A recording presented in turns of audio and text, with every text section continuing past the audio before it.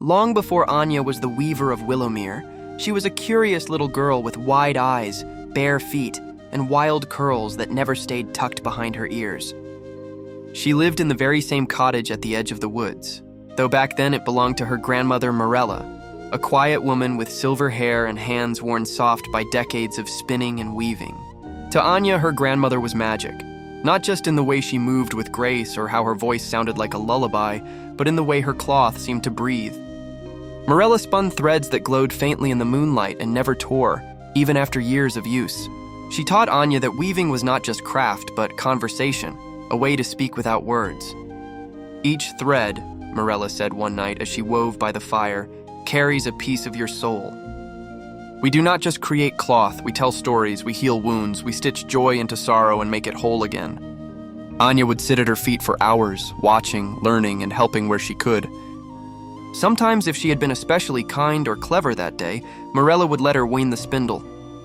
It was no ordinary tool. It was carved from white ashwood, worn smooth with age and etched with tiny symbols, swirls like wind, stars, and leaves curling into hearts. A single sapphire stone, no bigger than a raindrop, was set in its base. It glimmered faintly when held to the light. "Where did you get it, Grandma?" Anya once asked, eyes round. Morella smiled but did not answer right away. Instead, she handed Anya the spindle. "It came to me when I was ready," she said, "just as it will come to you." And so it did. On the day Morella passed from the world, peacefully with a smile beneath the blooming lavender bushes, Anya found the spindle lying atop a piece of cloth folded on the loom. The cloth was unlike anything she had seen before. A soft gold sheen rippled through it like morning sun on water. Pinned to the fabric was a note written in Morella's careful hand. "To my dearest Anya, the spindle is yours now.